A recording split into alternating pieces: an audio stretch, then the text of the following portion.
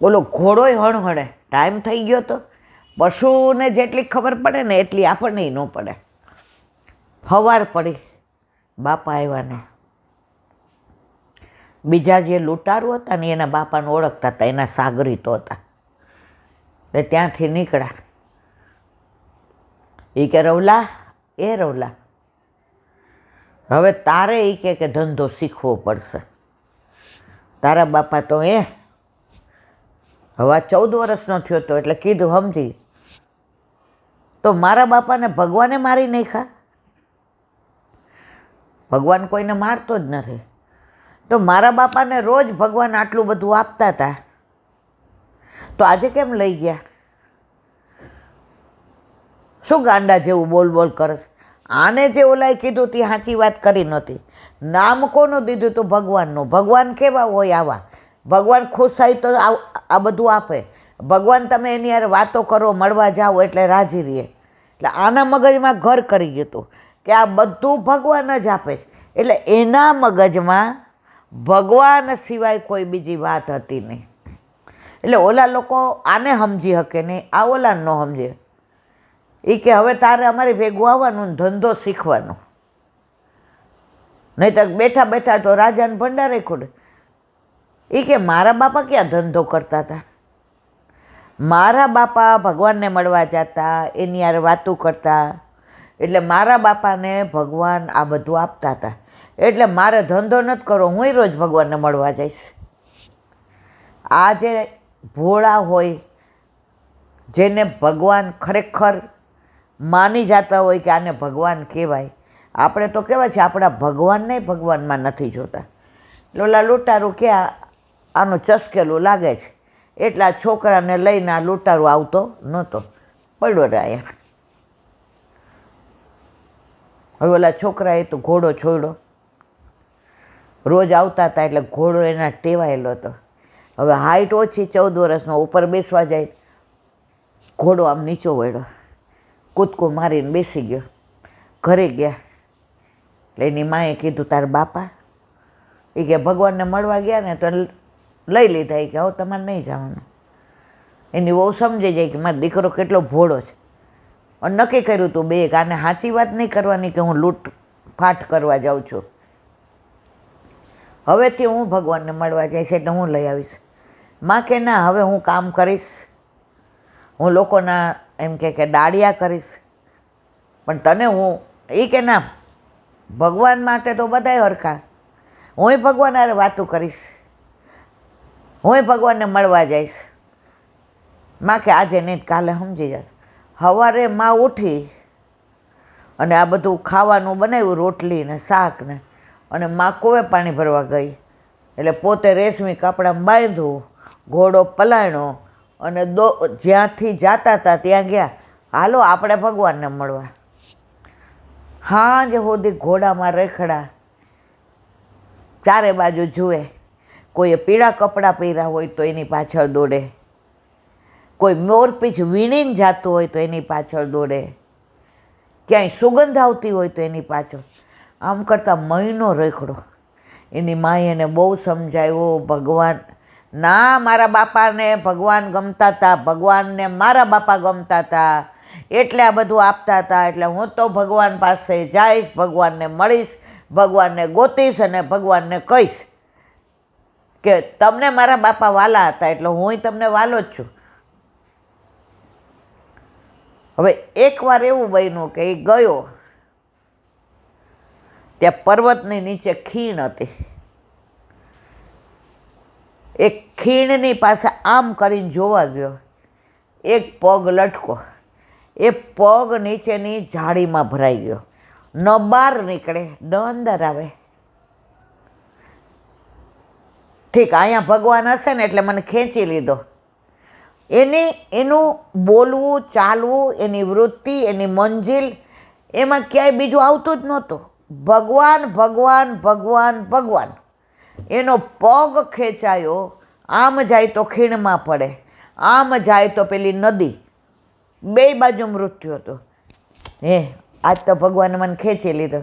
જો મારો પગ ખેંચીને કીધું અહીંયા છું, પણ ભગવાન મને ખબર જ હું તમને બહુ વાલો છું, મારા બાપા તમને વાલા હતા, મારો પગ મૂકી દો તો દોડીને આવું ને, મૂકી દો મને, હું તમારી પાસે દોડીને આવું, મને ખબર તમને હું બહુ ગમું છું.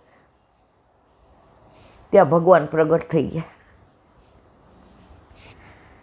આનું ભોળપણ, આનું મહિનાનું ભગવાનને મળવા માટેનું રખડવું, ભટકવું, ખાવાનું નહીં, સાંજે ઘરે જઈને માં કહે એટલે જે મળે ખાઈ લે, આખી રાત વિચાર કરે કે ખરેખર ભગવાને પીળા પિતાંબર પહેર્યા હોય તો એને તો હું ગોતીશ, ભગવાને મોરપીંછ ધારણ કર્યું હોય બાપા કહેતા હતા તો એને તો હું ગોતીશ, મને મળી જ જશે. વિશ્વાસ હતો કે મને મળી જ જશે. અને ખરેખર ઠાકોરજીએ કીધું હાલ હું તને મળવા આવ્યો છું. તમે મારા બાપાને મળતા હતા એ જ હતા, એ જ છો ને, એ જ છો ને? હા હું એ જ છું.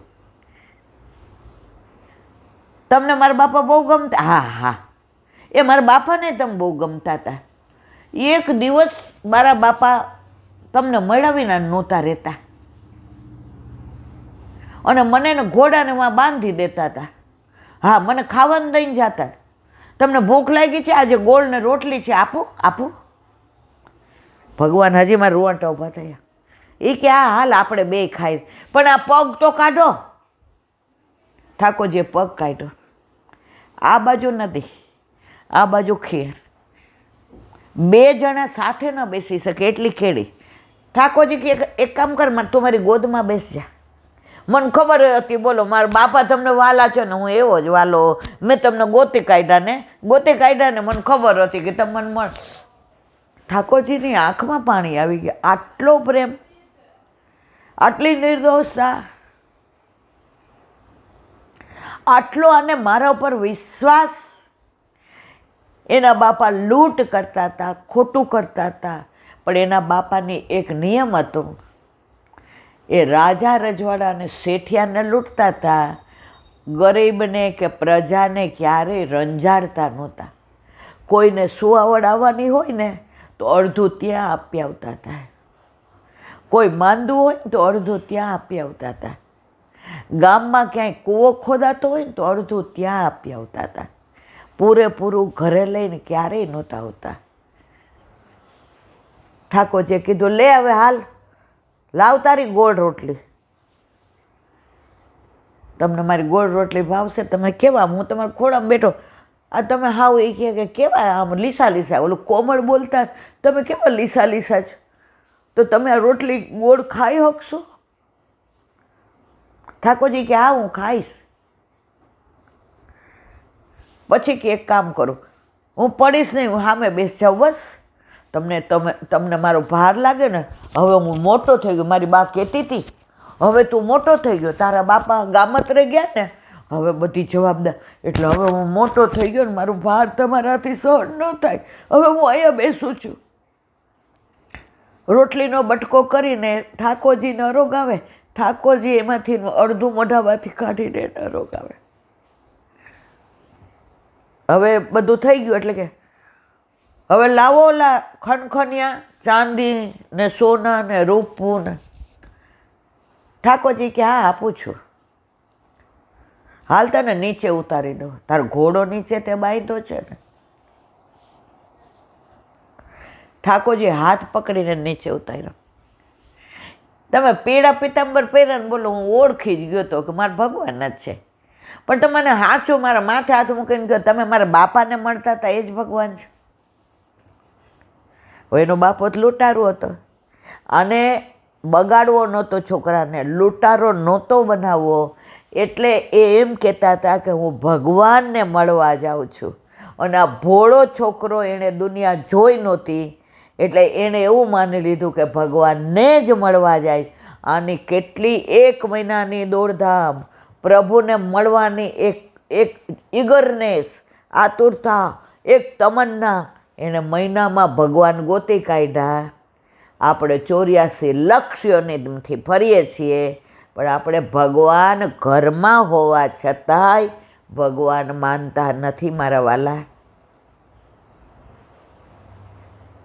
ઠાકોરજીએ નીચે ઉતાર્યો, ઘોડા ઉપર બેસાડવા.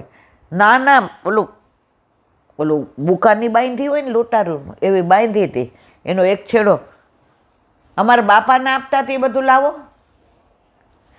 ઠાકોરજીએ ગળામાંથી માળાજી કાઢીને દઈ દીધી. આ એક જ. આનું કાંઈ આવશે કે હાંચી પહેરી છે કે ખોટી પહેરી છે? એ કે ના હાંચી છો, હાંચી છે. હવે પાછા કાલે ક્યાં મળશો? આ રોજ તો એ કે હવે હમણાં હું નથી આવવાનો, રજા ઉપર છો. એ કે હમણાં રજા ઉપર છો તો તમે રહ્યો છો ક્યાં? એ કે એવું નિરાંતે કહીશ. અને ઠાકોરજી એના પ્રશ્નથી થાકી ગયા. એ કે નિરાંતે કહીશ, પણ આ ખીણમાં ન મળતા હો. હવે મને ત્યાં બીક લાગે છે. હવે હું ઘોડો બાંધું ને ત્યાંથી જમણી બાજુ દોડું, ત્યાં રસમ. ઠાકોરજી કે આ ઓલી માળા દીદીને ઘરે આવ્યા. એની બા કે ક્યાં ગયો તો? એ કે ભગવાનને મળવા. એની મા કે આને કેમ સમજાવો? એ કે આજે મળી ગયા હો. એ કે હે? હા ભગવાન મળી ગયા. હા ભગવાન મળી ગયા. એ કે બા મોરપીછે હતું, પીળા પીતંબર હતા. અને બા એને બધું બોલો. એ બા પુરુષ હોવા છતાં એને બધું કાનમાંય પહેર્યું હતું, નાકમાંય પહેર્યું હતું ને. એ કે ભગવાન નહોતા તોય પણ એવા વાલા લાગતા હતા, એવા વાલા લાગતા હતા. એને મોઢા હામું જો કરતો હતો. હું તો એને મોઢા ઓલું મુખારવિદ આવડે ને બોલવાનું, એને મોઢા. એ કે બા એક માળા આપી. બાપાને તો કેટલું બધું આપતા હતા. બા આપણે પૂછજો ઝવેરીને, આપણા ગામમાં શેઠ ઓલા ઝવેરી કાકાને, સાચી છે ખોટી? માં કે આનું કાંઈ સમજાતું જ નથી. માં કે આ કોકે આને ફોસલાવ્યો હશે, આ ચારાનાની માળા દીધી હશે. સવારે ઝવેરીને ત્યાં ગયા ને, એ કે આ દુકાન આખીનું બધું લઈ જાઓ ને, આની કોઈ કિંમત નથી. આવું અમે જોયું નથી. તો કે અમારે આ એ કે આ દુકાન તમારી અને આ માળા મારી. દીકરો એકદમ સ્ટ્રાઇક થયો કે ભગવાન હતા તો ભગવાનની વસ્તુ મારે વેચવી નથી. ભગવાને ન વેચાય ને ભગવાનની વસ્તુય ન લાવો માળાજી ઝવેરી કાકા, અમારે વેચવી નથી. તો કે તાર દાળ કેમ ફીટશે? જેણે આપી છે ને ફીટાડશે. સવારે ઉઠો, એની માં કે હવે ક્યાં જવું છે? એ કે આ હું તો ભૂલી ગયો, લે હમણાં તો એ રજા ઉપર ના પાડી છે, હમણાં ન આવતો. એમ કરતાં કરતાં રોજ સવારના પોરમાં ભગવાન કેટલા સરસ લાગતા હતા, ભગવાને કેવું ધારણ કર્યું હતું, મારી સામે જોઈને કેવું હસતા હતા, ભગવાનનો હું કેવો વાલો છું, કેવી મારી રોટલીનો ગોળ ખાધો, ભગવાન મને કેવો. આખો દિવસ આના સિવાય બીજી વાત નહીં. દર્શન કર્યા પછી આજ મનન.